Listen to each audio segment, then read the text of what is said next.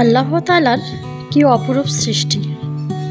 একদিনের বৃষ্টিতেই পুরা ছাদটা কেমনটা ক্লিয়ার হয়ে গেছে, তার সাথেও পুরা পৃথিবী এবং আকাশটাও আমি দেখতে পাচ্ছি এবং আপনারাও দেখতে পাচ্ছেন আকাশটা কতটা ক্লিয়ার হয়েছে এবং গাছপালাগুলো এতটা সতেজ হয়েছে, দেখে খুবই ভালো লাগতেছে।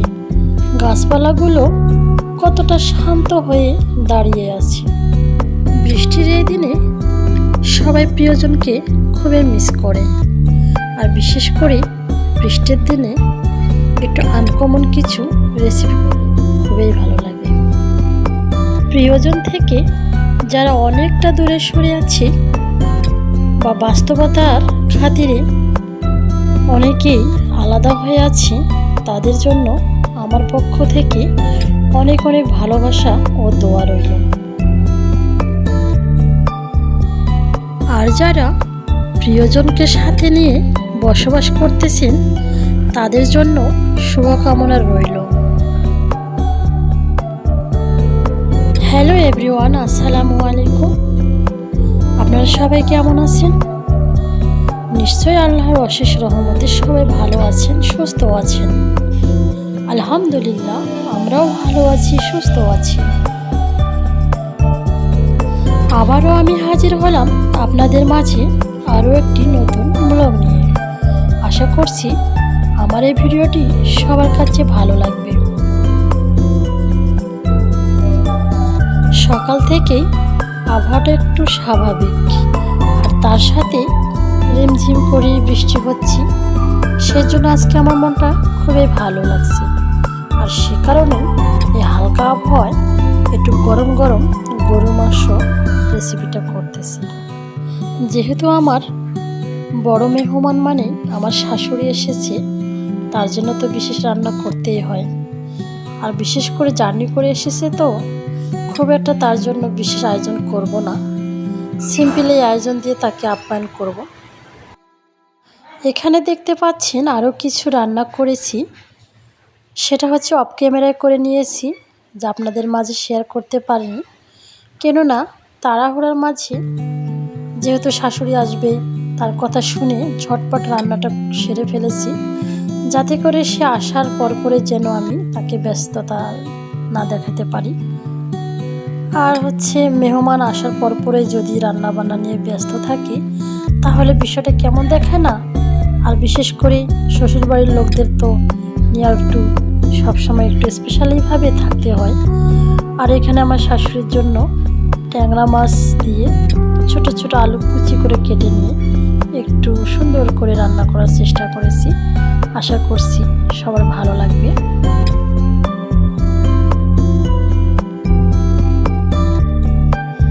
যেহেতু আমার গ্রাম থেকে অনেক কিছু নিয়ে এসেছি, অনেক কিছু বলতে ভুল হবে, খুব তাড়াহুড়ার মাঝে আমার শাশুড়ি চলে এসেছে, তারপর যথাসাধ্য চেষ্টা করেছি আমার জন্য কিছু নিয়ে আসার।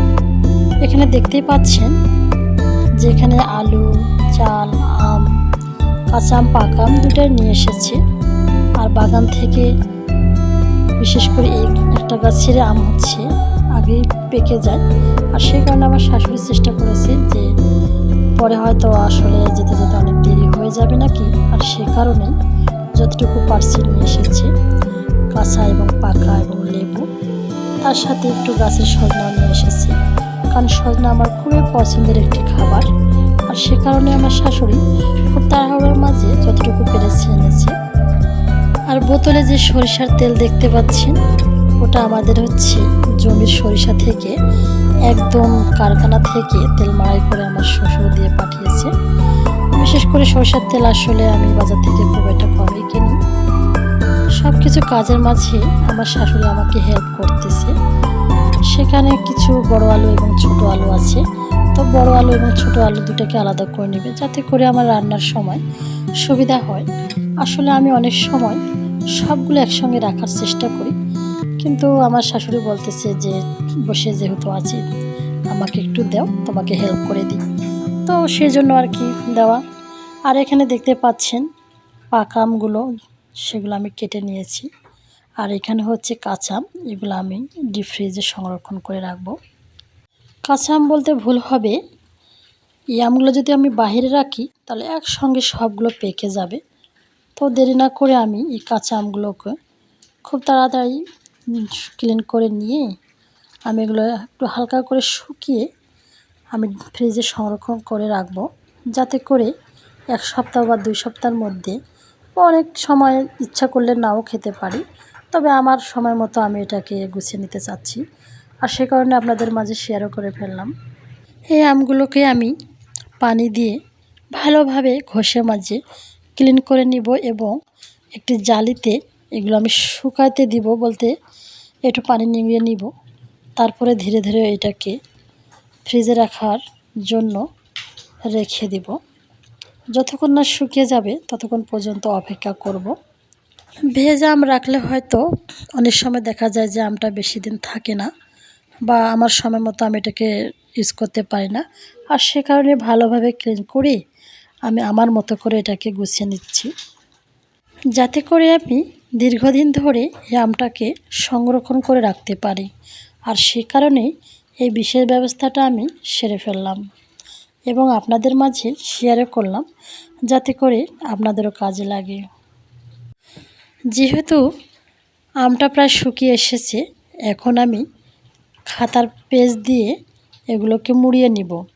আর যেগুলো একটু হালকা করে পানি লেগে আছে সেগুলো শুকনো ন্যাকড়া দিয়ে আমি এগুলোকে মুছে নিব। তবে সবাই লক্ষ্য রাখবেন যাতে করে 1 ফোঁটা পানিও না লেগে থাকে। আর পানি থাকলে হয়তো এই আমটা দীর্ঘদিন ধরে ফ্রিজে রাখতে পারবেন না, আর নষ্ট হয়ে যাবে। তাই যতটুকু পারেন চেষ্টা করে আমটাকে ভালোভাবে মুছে নিতে। এভাবে আমি আমগুলো প্রায় মুছে নিলাম। এখন আমি পেপার দিয়ে ভালোভাবে মুড়িয়ে নিব। তবে আপনারা চাইলে নিউজপেপার দিয়েও মুড়িয়ে নিতে পারেন। তবে আমার কাছে নিউজপেপার ছিল না বলেই আমি খাতার কাগজ দিয়ে আমি এগুলো মুড়িয়ে নিচ্ছি। সবার দেখার সুবিধার্থে আমি ভিডিওটি একটু লং করে ফেলেছি, তার জন্য বিশেষভাবে দুঃখিত, কেউ কিছু মনে করবেন না। এখন আমার খাতার পেজ দিয়ে যেহেতু মুড়িয়ে নেওয়া হয়েছে, তাই আমি এগুলো পলিথিনে করে বেঁধে তার উপর শপিং ব্যাগ দিয়ে মুড়িয়ে নিয়ে ফ্রিজে রাখবো। আপনারা দেখতেই পাচ্ছেন এখানে কতগুলো আম আছে, এবং এখানেও দুইটাতে পলি ব্যাগ আছে, যাতে করে কোনো আমই নষ্ট না হয়।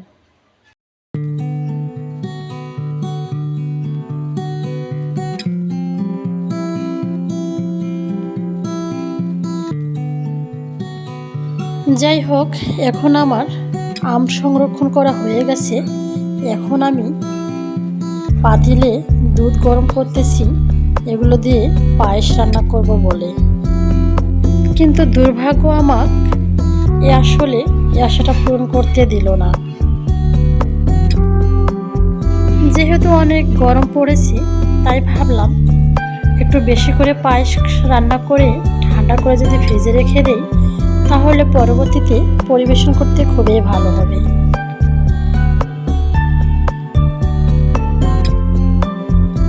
কিন্তু দুর্ভাগ্যবশত দুধটা ফেটে গিয়ে নষ্ট হয়ে গেছে।